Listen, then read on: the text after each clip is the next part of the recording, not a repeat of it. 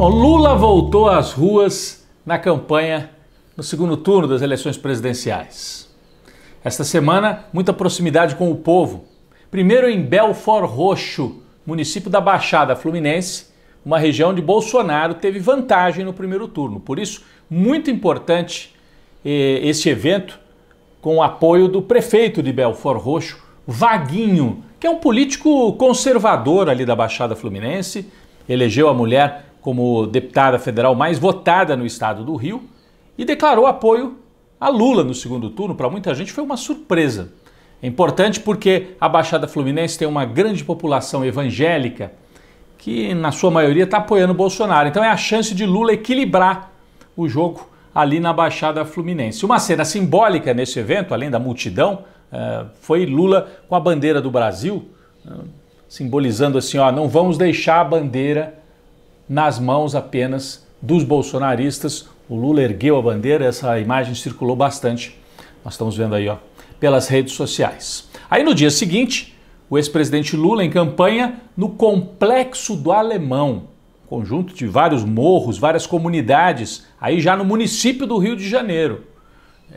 Milhares de pessoas saíram às ruas para acompanhar o ex-presidente Lula. A gente tem várias imagens também. Além da caminhada pelas ruas, Lula estava num caminhão de pequeno porte, ali aberto, né, acenando para as pessoas. Depois também parou para ouvir, se reuniu com a comunidade e, aliás, representantes de outros morros, de outras comunidades também do Rio de Janeiro. Os bolsonaristas promoveram vários ataques, né, ficaram incomodados com essa presença de Lula ali numa comunidade tão popular, e Lula usava um boné que tinha a sigla CPX, que é uma abreviação de complexo do alemão, é como é conhecida aquela comunidade, né? E os bolsonaristas espalharam que aquilo tinha a ver com um crime organizado, imagine. E também muito preconceito. O Lula tirou foto ao lado de um morador da comunidade que é ator. E aí espalharam, o Lula, no mesmo dia, Lula foi para a Bahia, e aí no fim da tarde, uma marcha impressionante na orla de Salvador. Temos imagens também. Aqui Lula estava ao lado do governador Rui Costa, do senador Jacques Wagner e do candidato a governador pelo PT, Jerônimo Rodrigues, que é favorito para ganhar a eleição. Ou também por Maceió, capital de Alagoas, ao lado de Paulo Dantas e da família Calheiros. Lula fez campanha pelo candidato, né, o Paulo Dantas, que aliás foi alvo de uma operação que muita gente vê como uma operação política, essas operações de véspera de eleição para tentar tirar voto, porque o Paulo Dantas, apoiado por Lula e por Renan Calheiros, é o favorito para ganhar a eleição também ali em Alagoas. Ele que não é do PT, é do MDB, mas tem o apoio do ex-presidencial, recebeu informações e passou adiante o alerta de que descaradamente a máquina e ninguém faz nada. Então o alerta está lançado, esse risco de acelera o projeto que tenta criminalizar os institutos de pesquisa. O argumento dos bolsonaristas é assim: as pesquisas não acertam. Como se pesquisa fosse jogo de búzios, cartomante, que tem que acertar exatamente a previsão, ou então as lideranças políticas ao longo da campanha. Então, na verdade, é uma tentativa de intimidar, de criar confusão. Eles já tentaram desacreditar as urnas e se deram mal, porque as urnas funcionaram no primeiro turno. E agora tentam fazer a mesma coisa contra... Eles têm uma máquina também de mentiras e de fake news operando. O caso mais grave, ao Leita, que fez uma declaração estapafúrdia, absurda, dentro de uma igreja. Bolsonaro apoia a pedofilia e levantou casos sem nenhum tipo de prova.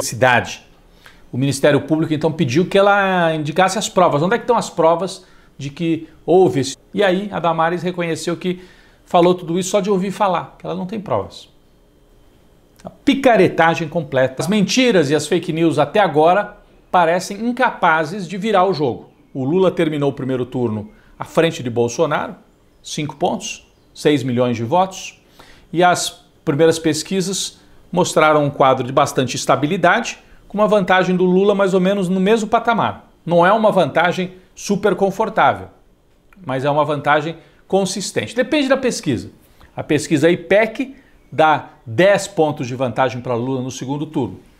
A pesquisa Quest dá 8 pontos de vantagem. Tem outras pesquisas que dão 6 pontos, 5 pontos. De qualquer maneira, Lula em primeiro lugar, num quadro que parece estabilizado. O Bolsonaro joga para reduzir a rejeição dele e tentar aumentar a rejeição de Lula, mas pode ter cometido um grande erro nesse 12 de outubro, nós vamos falar um pouco mais sobre isso.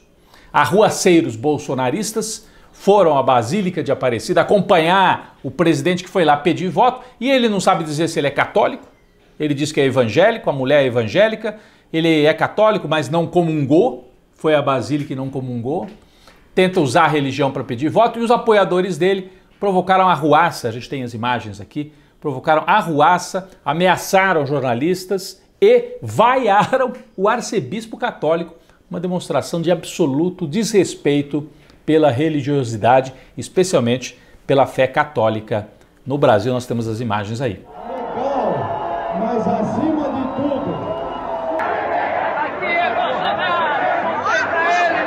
um grupo de apoiadores ali do presidente está hostilizando de certa forma ali a imprensa e agora todo mundo começa a gritar. Ali posicionado, onde o nosso cinegrafista está mostrando, é a TV Aparecida. A preocupação é que o bolsonarismo está tentando transformar o segundo turno numa espécie de guerra religiosa no Brasil. A gente espera que não consiga ultrapassar, vencer esse momento sem que as consequências sejam mais graves para as várias religiões, para as várias fés que o povo brasileiro professa, cada um na sua, cada um com respeito pelo outro, e a gente espera que esse método do Bolsonaro não se espalhe pela sociedade brasileira.